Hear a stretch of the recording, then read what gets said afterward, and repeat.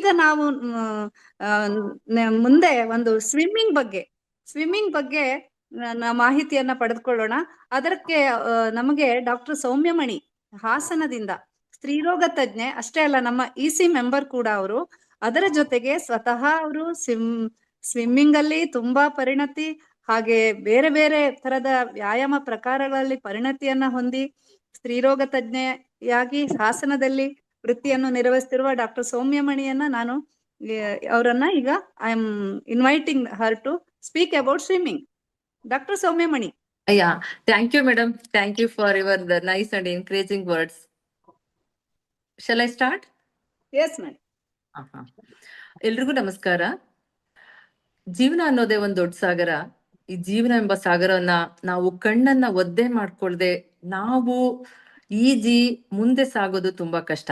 ಯಾಕೆಂದ್ರೆ ಎಲ್ರಿಗೂ ಸಹ ಒಂದು ಅಡಚಣೆಗಳು, ಕಷ್ಟಗಳು ನಮ್ಮ ಜೀವನದಲ್ಲಿ ಬಂದೇ ಬರ್ತಾ ಇರುತ್ತೆ. ಆದ್ರೂ ಸಹ ನಾವು ಈಜ್ಲೇಬೇಕು, ಮುಂದೆ ಹೋಗ್ಲೇಬೇಕಲ್ವೇ? ಅಂದ್ರೆ ಈಜೋದು ಮತ್ತೆ ಬದುಕನ್ನ ಹೋಲಿಸಿ ಇಲ್ಲಿ ವಿಮರ್ಶೆ ಮಾಡ್ಲಾಗತ್ತೆ. ಹಾಗೆ ಇವತ್ತಿನ ದಿನ ನಾನು ಮಾತಾಡ್ತಿರೋ ವಿಷಯ ಈಜಿನ ಬಗ್ಗೆ. ಆರೋಗ್ಯದ ದೃಷ್ಟಿಯಿಂದ ನೋಡಿದ್ರೆ ಇಡೀ ದೇಹಕ್ಕೆ ಅತ್ಯಂತ ಒಂದು ಉತ್ತಮವಾದ ಕಸರತ್ತು ಅಥವಾ ಚಟುವಟಿಕೆ ಅಂದ್ರೆ ಈಜು ಅಂತ ನನ್ಗನ್ಸತ್ತೆ. ಇದು ಹೃದಯ ಮತ್ತು ಶ್ವಾಸಕೋಶಗಳ ಒಂದು ಸಾಮರ್ಥ್ಯವನ್ನ ಹೆಚ್ಚಿಸೋದ್ರ ಜೊತೆಗೆ ದೇಹದ ಪ್ರತಿ ಸ್ನಾಯುಗಳನ್ನು ಸಹ ಬಲಪಡಿಸುತ್ತೆ. ಒಂದು ಲೋ ಇಂಪ್ಯಾಕ್ಟ್ ಎಕ್ಸರ್ಸೈಸ್ ಅಂತ ಹೇಳಿದ್ರೆ ಮೂಳೆಗಳ ಮೇಲೆ ಒಂದು ಹೆಚ್ಚಿನ ಒಂದು ಒತ್ತಡವನ್ನು ನೀಡದೆ ನಮ್ಮೆಲ್ಲ ಅಂಗಾಂಗಗಳಿಗೂ ಸಹ ಒಂದು ಶಕ್ತಿಶಾಲಿ ಪ್ರಯೋಜನವನ್ನ ಇದು ಕೊಡುತ್ತೆ. ಹಾಗೆ ಹೇಳ್ಬೇಕಂತ ಹೇಳಿದ್ರೆ ಒಂದು ನಿರಂತರವಾಗಿ ಅಂದ್ರೆ ರೆಗ್ಯುಲರ್ ಆಗಿ ಒಂದು ಸ್ವಿಮ್ಮಿಂಗ್ ಮಾಡೋದ್ರಿಂದ ಹೃದಯದ ಒಂದು ಪಂಪಿಂಗ್ ಸಾಮರ್ಥ್ಯ ಜಾಸ್ತಿ ಆಗ್ತಾ ಹೋಗುತ್ತೆ. ಹಾಗೆ ರಕ್ತದ ಒತ್ತಡ ಸಹ ಕಡಿಮೆ ಆಗತ್ತೆ. ಇವತ್ತಿನ ಒಂದು ಆಧುನಿಕ ಜೀವನ ಶೈಲಿಯಲ್ಲಿ ನಾವು ಎಷ್ಟು ಮುಳುಗೋಗ್ಬಿಟ್ಟಿದ್ದೀವಿ ಅಂತ ಹೇಳಿದ್ರೆ ಎಲ್ಲ ಒಂದು high level, high cholesterol, high calorie ಫುಡ್ಡೇ ತಗೋತಾ ಇರ್ತೀವಿ. ಸೊ ಆ ಒಂದು ಅವಾಗ್ಲೇ ಹಿಂದಿನವರು ಹಾಗೆ ಹೇಳ್ದಾಗೆ ಒಂದು ಕಂಟ್ರೋಲ್ ಡಯಟ್ ಜೊತೆಗೆ ನಾವು ಸ್ವಿಮ್ಮಿಂಗ್ ಮಾಡೋದ್ರಿಂದ ಕೊಲೆಸ್ಟ್ರಾಲ್ ಲೆವೆಲ್ ಸಹ ಒಂದು ಸಮತೋಲನೆಯ ಸುಧಾರಣೆ ಆಗುತ್ತೆ. ತೂಕವನ್ನ ಕಡಿಮೆ ಮಾಡ್ಕೊಳ್ಳೋದ್ರಲ್ಲಿ ಒಂದು ಅತ್ಯುತ್ತಮವಾದ ಸಾಧನ ಇದು ಅಂತ ನನ್ಗನ್ಸುತ್ತೆ. ನಾವು ಹಾಗೆ ಹೇಳ್ಬೇಕು ಅಂತ ಹೇಳಿದ್ರೆ ನಮ್ಮ ಒಂದು ಉಸಿರಾಟದ ವ್ಯವಸ್ಥೆ ಇಲ್ಲಿ ನಮ್ಗೆ ಎಷ್ಟು ಒಂದು ಈಜ್ ಮಾಡೋದ್ರಿಂದ ಒಂದು ಸದೃಢದ ಶಕ್ತಿ ಸಿಗುತ್ತೆ ಅಂತ ಹೇಳಿದ್ರೆ, ನಾವು ಎಷ್ಟೊತ್ತು ಉಸಿರನ್ನ ಒಂದು ನಿಯಮಿತವಾಗಿ ಹಿಡಿದಿಟ್ಕೊಳ್ತೀವೋ ಅಷ್ಟೇ ಒಂದು ನಿಯಮಿತವಾಗಿ ಅದನ್ನ ಬಿಡ್ತಾ ಹೋಗ್ತೀವಿ. ಇಷ್ಟು ಒಂದು ಜಾಗೃತೆಯಿಂದ ಮಾಡೋದ್ರಿಂದ ನಾವು ಸುಲಭವಾಗಿ ಈಜಲು ಸಾಧ್ಯ ಆಗುತ್ತೆ. ಇದು ಬರೀ ಕೈಕಾಲು ಬಡಿಯೋದಷ್ಟೇ ಮುಖ್ಯವಲ್ಲ. ಉಸಿರಾಟದ ನಿಗ್ರಹ ಅಂದ್ರೆ ಉಸಿರಾಟದ ಮೇಲೆ ಒಂದು ಕಂಟ್ರೋಲ್ ಅನ್ನ ಹಿಡಿದಿಟ್ಕೊಳ್ಳಿಕ್ಕೆ ತುಂಬಾ ಒಂದು ಉಪಯುಕ್ತವಾದ ವ್ಯಾಯಾಮ ಅಂತ ನನ್ಗನ್ಸುತ್ತೆ.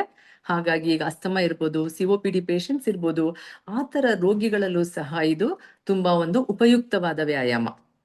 ಹಾಗೆ ಮುಂದುವರೆದು ಹೇಳ್ಬೇಕು ಅಂತ ಹೇಳಿದ್ರೆ ಈ ಬಾಡಿ ಬ್ಯಾಲೆನ್ಸಿಂಗ್, ನಾವು ಈಜ್ಬೇಕಾದ್ರೆ ನಮ್ಮ ಒಂದು ಶರೀರ ನೀರಿನ ಮೇಲ್ಮೈ ಅಂತ ಹೇಳಿದ್ರೆ ಸರ್ಫೇಸ್ ಮೇಲೆ ಬ್ಯಾಲೆನ್ಸ್ ಮಾಡಿ ಇಟ್ಕೊಳ್ಬೇಕಾಗತ್ತೆ.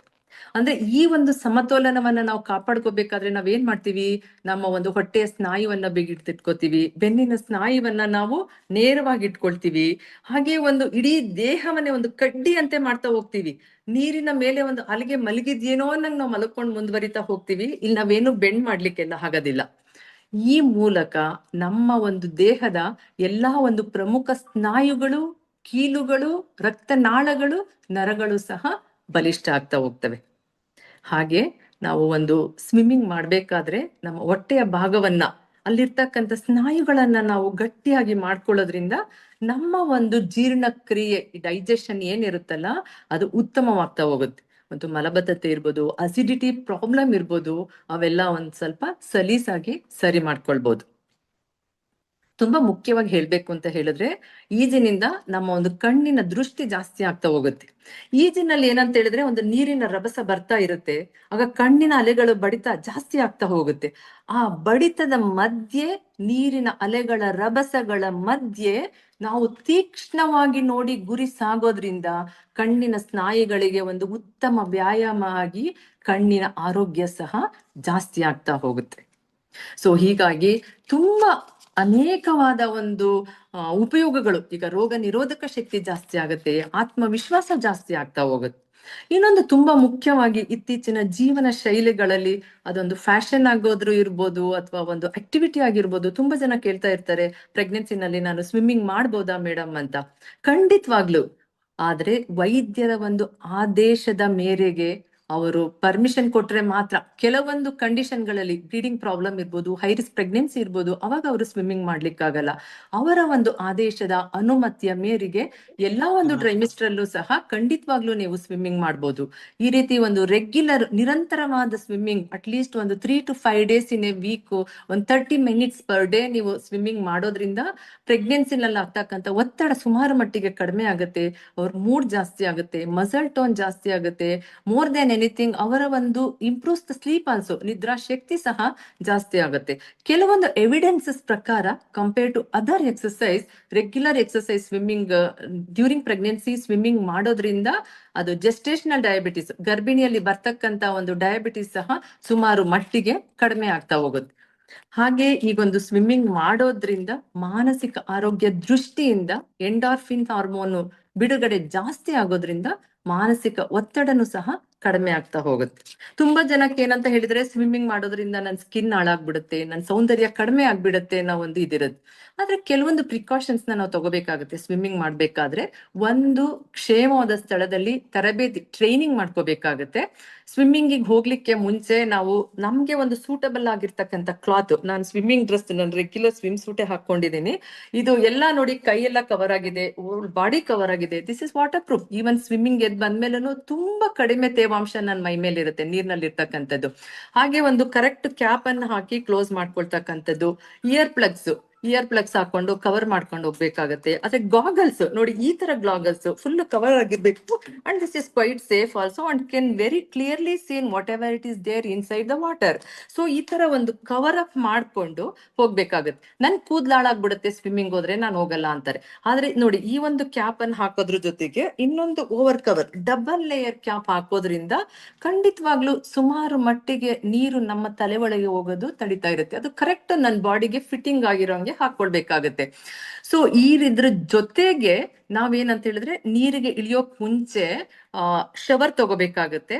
ಯಾಕೆ ಅಂತ ಹೇಳಿದ್ರೆ ಒಳಗಡೆ ನೀರು ಸ್ವಲ್ಪ ಕೋಲ್ಡ್ ಇರುತ್ತೆ. ಸೊ ನಮ್ಮ ಬಾಡಿನ ಟೆಂಪ್ರೇಚರ್ನ ಅದಕ್ಕೆ ಪ್ರಿಪೇರ್ ಮಾಡ್ಕೊಂಡು ನಾವು ನೀರ್ಗೆ ಇಳಿಬೇಕಾಗತ್ತೆ. ಹಾಗೆ ನೀರಿಗೆ ಇಳಿಯಕ್ ಮುಂಚೆ ಕೆಲವೊಂದು ಲೋಷನ್ಸ್ ಬರುತ್ತೆ, ಸನ್ಸ್ಕ್ರೀನ್ ಲೋಷನ್ಸ್, ಅದನ್ನ ಅಪ್ಲೈ ಮಾಡ್ಕೊಂಡು ಹೋಗ್ಬೇಕಾಗತ್ತೆ. Regarding the method of technique, ಅದೊಂದು ಬಿಗ್ ಕ್ಲಾಸ್ ಅಂತಾನೆ ಹೇಳ್ಬೋದು. ಸಿಸ್ಟಮೆಟಿಕ್ ಆಗಿ ಟ್ರೈನ್ ಪರ್ಸನ್ ಹತ್ರ ನಾವು ಕಲ್ತು ಸಿಂಪಲ್ ಟೆಕ್ನಿಕ್ ನ, ಕೈ ಹೆಂಗ್ ಬಡಿಯೋದು, ಕಾಲ್ ಹೆಂಗ್ ಬಡಿಯೋದು, ನೀರಿಗೆ ಇಳಿದ ತಕ್ಷಣ ತಲೆಯನ್ನ ನೀರೊಳಗೆ ಅದುಮಿಟ್ಕೊಂಡು ಉಸಿರನ್ನ ತಗೊಂಡು ಉಸಿರು ಬಿಡುತ್ತಾ ಮೇಲೆ ಕೇಳಬೇಕು. ಈ ರೀತಿ ಒಂದು ಸಿಂಪಲ್ ಆಗಿರ್ತಕ್ಕಂಥ ಬೇಸಿಕ್ ಒಂದು ಪ್ರಾಕ್ಟೀಸ್ ಅನ್ನ ಮಾಡ್ಕೊಂಡು ನೆಕ್ಸ್ಟ್ ಅಡ್ವಾನ್ಸ್ಡ್ ಬಟರ್ಫ್ಲೈ ಟೆಕ್ನಿಕ್ ಅಂತ ಹೇಳ್ತೀವಿ, ಬೆಸ್ಟ್ ಸ್ಟ್ರೋಕ್ ಅಂತ ಹೇಳ್ತೀವಿ, ಈ ತರದ ಟೆಕ್ನಿಕ್ ಗಳಿಗೆ ಆಮೇಲೆ ಹೋಗ್ಬೇಕಾಗತ್ತೆ. ಹಾಗೆ ನೀರಿನಿಂದ ಆಚೆ ಬಂದ ತಕ್ಷಣ ನಾವು ಶವರ್ ಅನ್ನ ತಗೊಂಡು ತಕ್ಷಣವೇ ನಾವು ಬಟ್ಟೆಯನ್ನ ಅಲ್ಲಿ ಬದಲಾಯಿಸ್ಕೊಳ್ಳೋದ್ರಿಂದ ಆ ಕ್ಲೋರಿನ್ ಅಂಶ ಏನಿರುತ್ತಲ್ಲ ಅದು ಅಷ್ಟು ನಮ್ಮ ಬಾಡಿಯ ಶರೀರದ ಚರ್ಮದ ಮೇಲೆ ಜಾಸ್ತಿ ಹೊತ್ತು ಬಿಡ್ಲಿಕ್ಕೆ ಆಗೋದಿಲ್ಲ. ಸತ್ಯವಾಗ್ಲೂ ಹೇಳ್ಬೇಕಂತ ಹೇಳಿದ್ರೆ ಬೇರೆ ಎಕ್ಸರ್ಸೈಸ್ಗಳಿಗಿಂತನೂ ಸ್ವಿಮ್ಮಿಂಗ್ ಮಾಡೋದ್ರಿಂದ ನಾವ್ ಈ ತರ ಒಂದು ಪ್ರಿಕಾಷನ್ಸ್ ನ ತಗೊಳ್ಳೋದ್ರಿಂದ ನಮ್ಮ ಒಂದು ಚರ್ಮದ ಒಂದು ಕಾಂತಿ ಜಾಸ್ತಿ ಆಗ್ತಾ ಹೋಗುತ್ತೆ. ಖಂಡಿತವಾಗ್ಲೂ ನಮ್ಮ ಸೌಂದರ್ಯ ಇದರಿಂದ ಜಾಸ್ತಿ ಆಗ್ತಾ ಹೋಗುತ್ತೆ. ಸೊ ಇದಿಷ್ಟು ಹೇಳಿ ಅಂತಿಮವಾಗಿ ಹೇಳ್ಬೇಕು ಅಂತ ಹೇಳಿದ್ರೆ ಅದ್ರ ಜೊತೆಗೆ ಏನಂತ ಹೇಳಿದ್ರೆ ಇದು ಒಂದು ಕ್ರೀಡೆನೂ ಸಹ, ಬರೀ ಆಟ ವ್ಯಾಯಾಮ ಅಷ್ಟೇ ಅಲ್ಲ, ಇದು ಕ್ರೀಡೆನೂ ಸಹ. ಅಂತಾರಾಷ್ಟ್ರೀಯ ಮಟ್ಟದಲ್ಲಿ ಸುಮಾರು ಲೆವೆಲ್ಗೆ ಇದೊಂದು ವೆಲ್ ಅಕ್ಸೆಪ್ಟೆಡ್ ಕ್ರೀಡೆ ಅಂತಾನೆ ನಾವು ಹೇಳ್ಬೋದು. ಹಾಗೆ ನಾವು ಇದೊಂದು ಅದನ್ನ ಒಂದು ನಮ್ಮ ಅಭ್ಯಾಸವಾಗಿ ಮಾಡ್ಕೊಂಡು, ಹವ್ಯಾಸವನ್ನಾಗಿ ಮಾಡ್ಕೊಂಡು, ನಮ್ಮ ವೃತ್ತಿಯಾಗಿ ಮಾಡ್ಕೊಂಡು ನಾವು ಈಜು ತರಬೇತರಾಗಿ ಸಹ ನಾವು ಇರ್ಬೇಕು. ಮುಂದೆ ನಾವು ಅದೊಂದು ಆಕ್ಯುಪೇಷನ್ಸ್ ಅಂತಹ ಅಡಾಪ್ಟ್ ಮಾಡ್ಕೋಬಹುದು. ಹಾಗೆ ಹೇಳ್ಬೇಕು ಅಂತ ಹೇಳಿದ್ರೆ ಸುಮಾರು ಈಗ ಪ್ರವಾಹಗಳಾಗ್ಬೋದು, ಎಲ್ಲೋ ಒಂದು ಡೇಂಜರಸ್ ಫ್ಲಡ್ಸ್ ಬಂತು ಅಂತ ಇದ್ರೆ ನಾವು ಸ್ವಿಮ್ಮಿಂಗ್ ಕಲ್ತಿರೋದ್ರಿಂದ ನಮ್ಮನ್ನ ನಾವು ಸಹ ಸೇವೆ ಉಳಿಸ್ಕೊಳ್ಬಹುದು.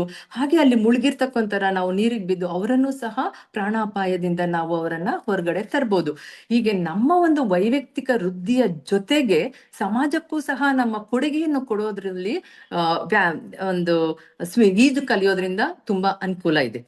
ಅಂತಿಮವಾಗಿ ಹೇಳ್ಬೇಕು ಅಂತ ಹೇಳಿದ್ರೆ ಈಜು ಅನ್ನೋದು ಬರೀ ಆಟ ಮಾತ್ರ ಅಷ್ಟೇ ಅಲ್ಲ, ಇದೊಂದು ಅದ್ಭುತವಾದ ಪರಿಪೂರ್ಣವಾದ ಆರೋಗ್ಯವರ್ಧಕ ಚಟುವಟಿಕೆ. ಹೆಚ್ಚು ಒತ್ತಡ ಇಲ್ಲ ಇಲ್ಲಿ, ಆದ್ರೆ ಹೆಚ್ಚು ಲಾಭವನ್ನು ನೀಡ್ತಕ್ಕಂತ ಈ ಒಂದು ವ್ಯಾಯಾಮವನ್ನ ನಾವು ನಮ್ಮ ಒಂದು ದಿನಚರಿಯ ಭಾಗವಾಗಿ ನಾವೆಲ್ಲರೂ ಸಹ ಮಾಡ್ಕೋಬೇಕು. ನಮ್ಮೆಲ್ರಿಗೂ ಗೊತ್ತಿರೋ ಹಾಗೆ ಈಸಬೇಕು ಇದ್ದು ಜಯಿಸಬೇಕು ಅಂತ ಹೇಳ್ತಾರೆ. ಜೀವನದ ಸಾಗರದಲ್ಲೂ ಸಹ ನಾವು ಈಜಿ ಗೆಲ್ಲಲೇಬೇಕು. ಹಾಗೆ ಈಜನ್ನು ಕಲಿತು ನಮ್ಮ ಜೀವನವನ್ನ ಇನ್ನಷ್ಟು ಉತ್ತಮವಾಗಿ ಮಾಡ್ಕೊಳ್ಳೋಣ. ಎಲ್ಲರಿಗೂ ಶುಭವಾಗಲಿ. ಧನ್ಯವಾದಗಳು.